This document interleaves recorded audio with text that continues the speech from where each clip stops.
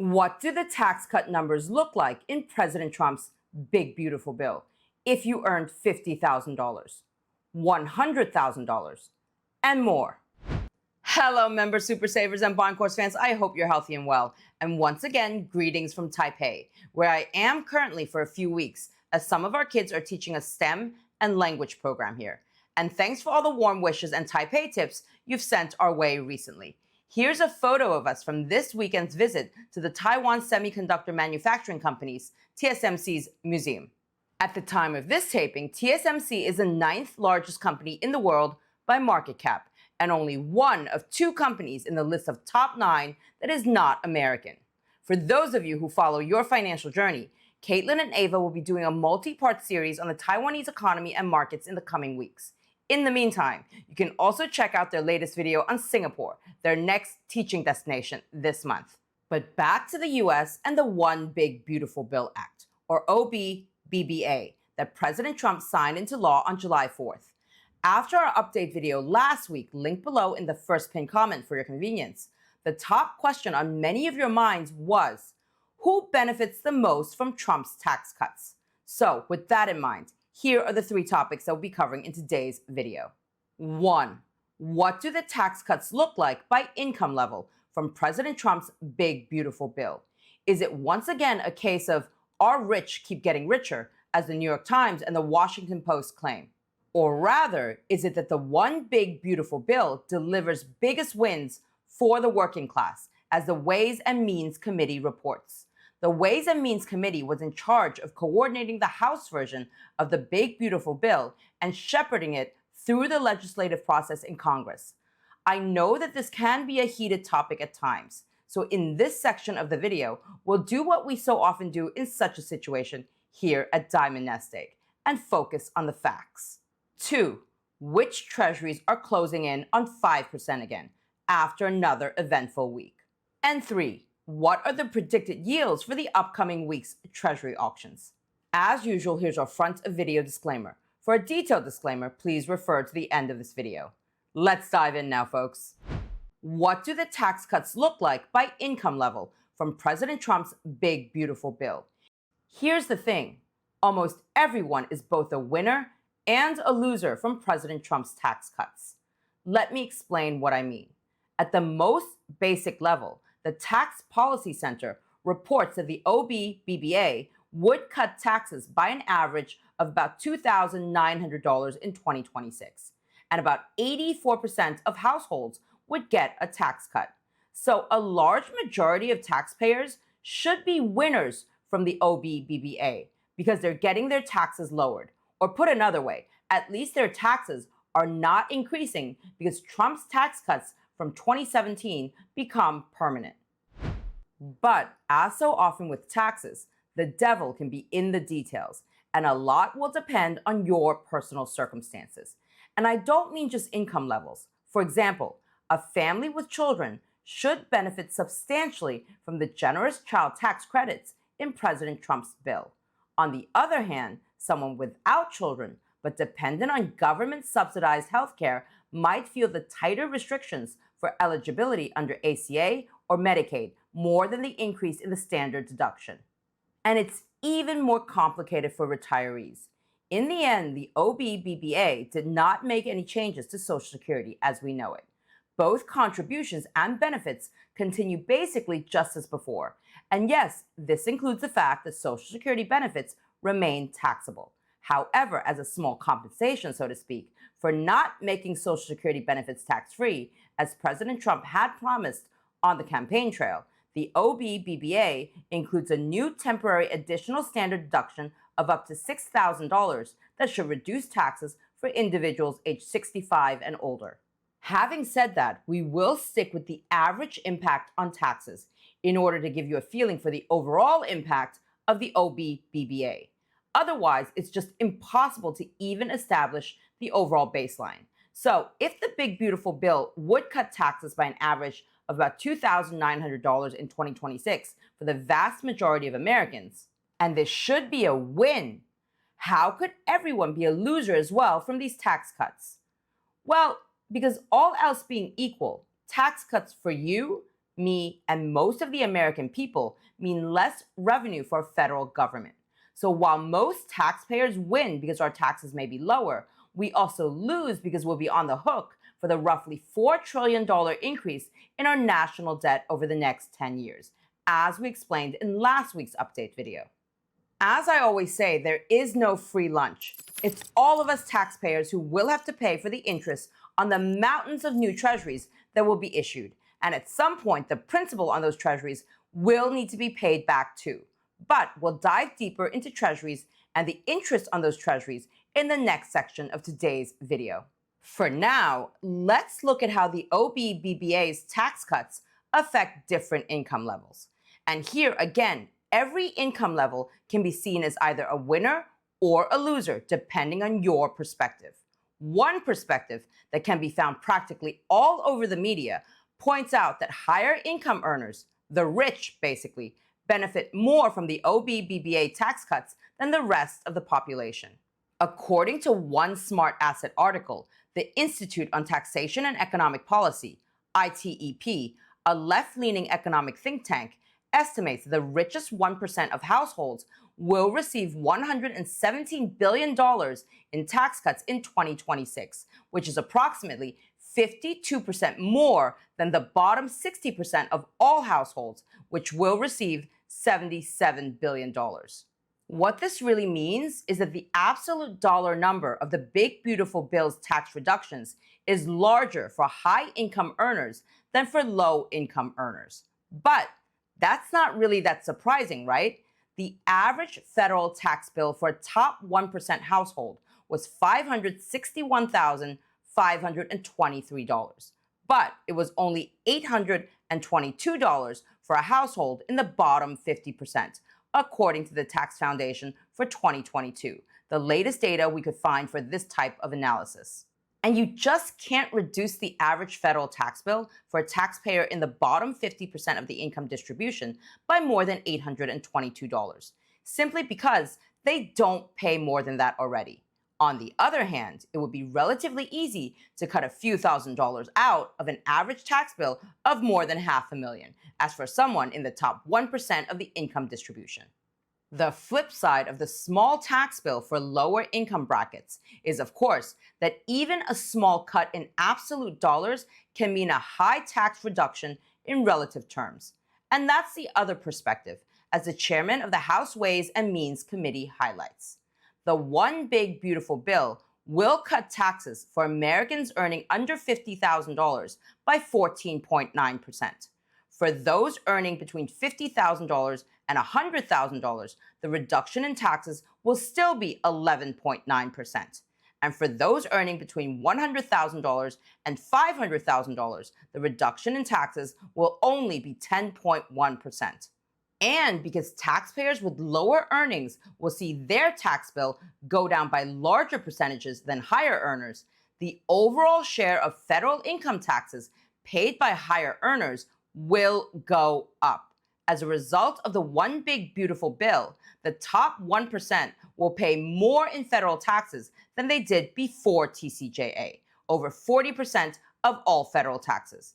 And the top 10% of earners' share of federal taxes will increase by 6.6% compared to what they paid before TCJA, from 70.1% to 76.7%.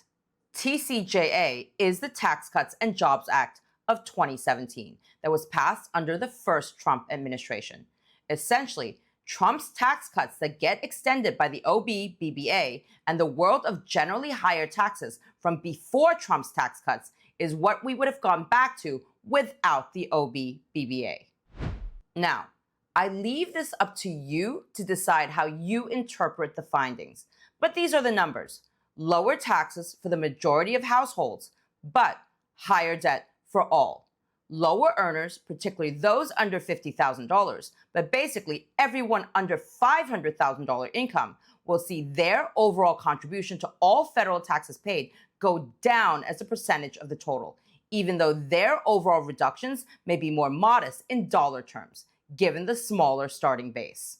And the top 10% of earners get a higher reduction of their taxes in absolute dollar terms, but still end up paying almost 77% of all federal taxes, a significantly higher percentage than before. Drop a comment below and share your perspective. Who wins and who loses here in your mind? As for me, personally, I'm generally a fan of lower taxes if they help the economy grow faster. And that's exactly the big bet here that the Trump administration and the OBBBA are making. The expectation or hope that the economy will pick up enough speed so that this faster growth will basically pay for the additional debt over time, even if there aren't that many concrete savings initiatives. We talked about it in detail in this budget deficit video a few weeks back, also linked below for your convenience. I hope this will actually happen for all our sake. And it seems that there are some initial positive signals, as per this recent CNBC article. Treasury posts unexpected surplus in June as tariff receipts surge. Forecasters had expected a $50 billion deficit on Friday, but instead, the Treasury Department reported a $27 billion surplus, mostly attributable to tariffs. Treasury Secretary Bessent has stated that tariff collections could rise to $300 billion by the end of December 2025. We'll definitely watch the developments closely here at Diamond NestEgg and share our findings with our community of Treasury investors and bond aficionados. In the meantime, there are two important points to note about today's tax cut discussion. First, remember that all the numbers from the sources that we quoted in this video can only be projections and best estimates at this point in time. No one can predict the future, not even crystal balls. So we'll need to see how this all turns out in real life. And second, this analysis focuses only on federal income tax and excludes state and local taxes, as well as Social Security contributions and other payroll taxes that have to be paid on top. But these are not really getting changed much, if at all, by the OBBBA, so we can leave them aside for now. For example, as I explained before, the OBBBA basically does not change either Social Security contributions or benefits, although it adds a new temporary deduction for taxpayers aged 65 and over. And this could be a topic in itself for a separate video, by the way. So drop a comment below if a Social Security deep dive is what you're interested in, or if you have more questions about the OBBBA, and we'll see which ones we can help answer. And let's move on now to how Treasury yields reacted to the OBBBA being signed into law and other market developments this week. Which treasuries are closing in on 5% again after another eventful week? Here's our usual table with Treasury yields from this past Friday versus the previous week. Here we have all the maturities that the Treasury issues at auction. Here's where yields stood this past Friday, and here's where yields stood at the end of the previous week, the day before the July 4th holiday. And here's the increase or decrease in rates over the past week. Increases in rates are shown in black, and decreases in rates are shown in red. The shorter maturities saw some smaller movements in their yields for the week, but nothing too exciting, not more than a few basis points. The blip yields on the 1.5 month that we had discussed in the last update are basically gone, and only the 2-month offers maybe still a few single-digit basis points more than we should have expected given its maturity. That said, the real action this week was all on the longer end of the spectrum. Everything 1 year and beyond showed higher yields versus a week ago. The 30-year even gained a full 10 basis points. And the 20-year was not far behind with its 9 basis point increase. From what we can tell, and in line with most market observers, we think that the increases at the long end of the spectrum seem to be driven not just by the big beautiful bill and its long-term implications for growth and debt, but also by renewed uncertainty about tariffs and trade that were triggered by President Trump this past Friday. In short, President Trump threatened Canada with 35% tariffs if they didn't reach a deal with the US by the deadline of August 1st. Stocks were down a bit on Friday on the same news as well, although both the S&P 500 and the NASDAQ composite still ended up higher than a week ago. Now, as so often with President Trump's announcements, it can be important to read the fine print, so to speak. And indeed, the Wall Street Journal reports that a White House official clarified that an exemption for goods that comply with the US-Mexico-Canada agreement will apply for now. And maybe also in light of this de-escalation step, the market remains confident that the Fed wouldn't change interest rates at their next meeting on July 30th. According to the CME Fed Watch tool, the probability that the Fed will keep rates steady at between 4.25% and 4.5% at the next FOMC meeting remained at a bit more than 93%. Now, let's take a look at Treasury yields from this past Friday versus the beginning of the year. This row shows where rates ended this past Friday. This row shows where rates were on January 2nd of this year. And this row shows the increase or decrease in rates in 2025 so far. Again, increases in rates are shown in black and decreases in rates are shown in red. The overall picture versus the beginning of the year hasn't really changed that much compared to what we discussed a week ago. While the 1 month is still slightly down and the 1.5 month is exactly flat, all the shorter maturities from 2 months up to 6 months remain slightly up. The 20-year pulled further ahead and is now 10 basis points higher than on January 2nd. And the 30-year even 17 basis points higher than the beginning of the year, a reflection of the jump in yields this past week, as we discussed earlier. The maturities in between from 1 year to 7 year remain down, although a little bit less so than a week ago. You can find more details on these rates for any day of the week that the bond market is open on the Treasury's daily Treasury par yield curve rates page. All sources are linked below in the first pinned comment. Keep in mind that this overview gives you a general feeling for where rates currently stand along the maturity spectrum. The yields that you may get when you buy at a specific auction or from a specific broker or when you sell will likely differ a little bit from what's shown here. So, now that we know where Treasury yields ended the week, let's move on to the next Treasury auctions. What are the predicted yields for the upcoming week's Treasury auctions? If we go to Treasury Direct's upcoming auctions page, we can see that all the weekly T-bill auctions are happening as usual. Other than that, it's pretty quiet on the Treasury auction front, with no T-note, T-bond, or TIPS auctions on the schedule. At the time of this taping on Fidelity's platform, here's where the expected yields stand for the T-bills that have been announced already. Please keep in mind that all of these numbers can and usually do change all the way up to the time of the auction. All right, members, super savers, and bond course fans, I hope you enjoyed today's video and learned something new. And for those of you who subscribe to Your Financial Journey, check out this latest video here from Caitlin on the 5 best and worst places to retire in 2025. Some of these cities may surprise you, others less so, but perhaps one of them might help you stretch your retirement savings even further, if that's top of mind for you.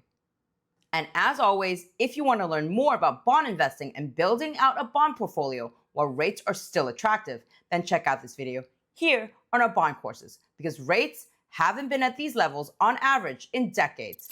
I've also linked all the details on Caitlin's video, our bond courses, and our YouTube Super Saver membership below this video for your convenience. And see you again very soon with more brand new wealth building content for your financial journey.